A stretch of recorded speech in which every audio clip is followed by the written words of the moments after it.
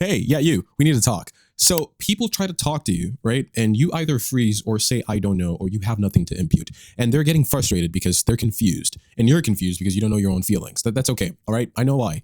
And you're about to because you're going to watch this video. I'm about to teach you how to speak up. Okay, good news. You are not avoidant. At least not completely. See, a lot of the time, you genuinely don't even know what you're feeling. And that's fine, okay? We're gonna use 3 examples from the previous video. If you freeze, if you say, I don't know, or if you're just overall confused about your own emotions. When you freeze, like I explained, this usually happens when you're trying to do too many things all at once. You're trying to understand your emotions. You're trying to understand your feelings. You're trying to organize your thoughts. You're trying to explain yourself to them all at the same time. And doing all of this at once is not getting you anywhere, and you decide to just say nothing. And I get it, okay? Here's what you actually do. I need you to slow down. It'll be hard in the moment, but I need you to come back to this. Remember my voice. Slow down. You're going to start off with one simple thing, one simple sentence. You're going to tell them, give me a second to think. That's it. Because your clarity will come from processing. It will not come from pressure. And you need to understand from the other person's perspective. Something has happened. They are asking you questions, and they have every right to ask you those questions. They want to know. But if you're in a state of confusion, in a state of overconsumption, you're overwhelmed, politely ask them, hey, I understand you want this right now, and you do deserve it, right? But please give me a second to think.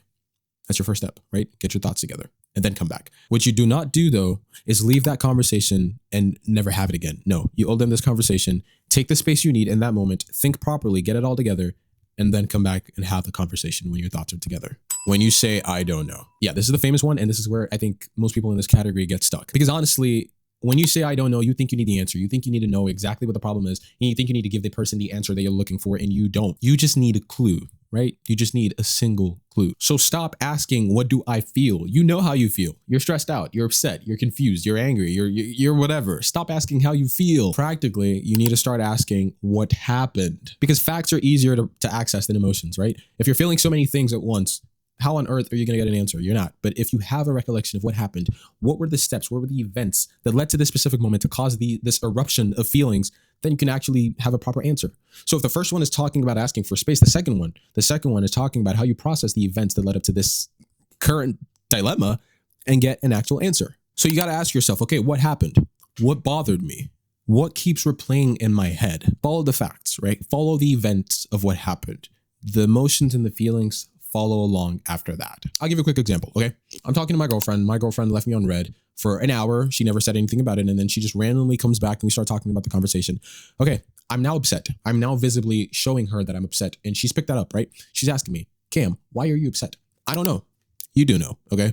Follow the events. Of course, your first emotion, your first thought is to go, well, I don't know, honestly. I really don't know what's wrong. I'm feeling away. I don't know. Stop asking me. You know, follow the events. Okay, texted her, right? She didn't respond for a bit, and then you started to feel away. And then she came back. You were talking. No conversation about the time and the gap.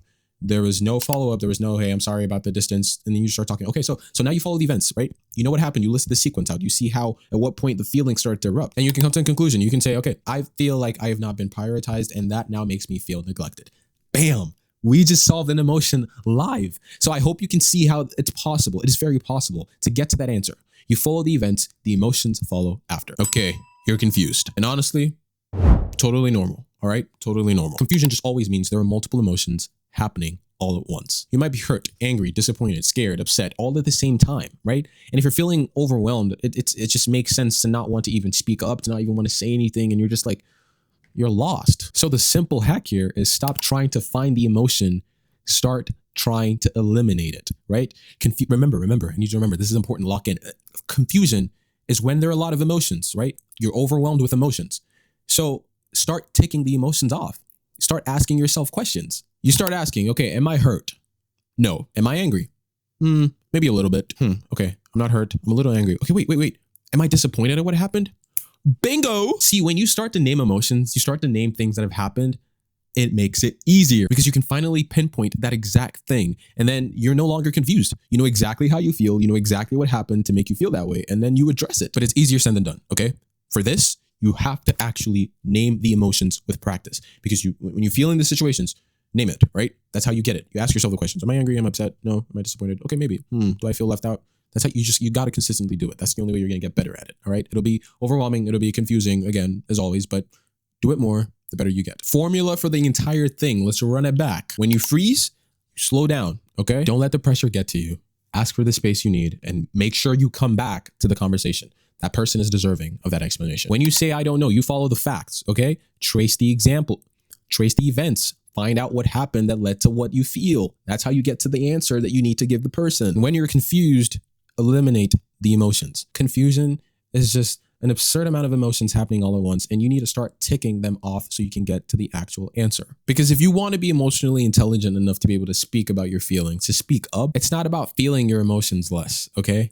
It's about understanding them. It's about understanding what you're feeling. And once you can do that, once you can actually understand you can explain your feelings to other people. I'm Cam. One-on-one sessions with me are now live. Link in the description, link in the bio, sign up or whatever. Let's talk, me and you. As always, I'll see you in the next one. Bye. Guys. For me, comments are always going to be better than likes, okay? Leave a comment. I promise you, I see them. Unless I get like 1,000 comments and then I can't keep up. But I promise I see them. Peace. You're the best.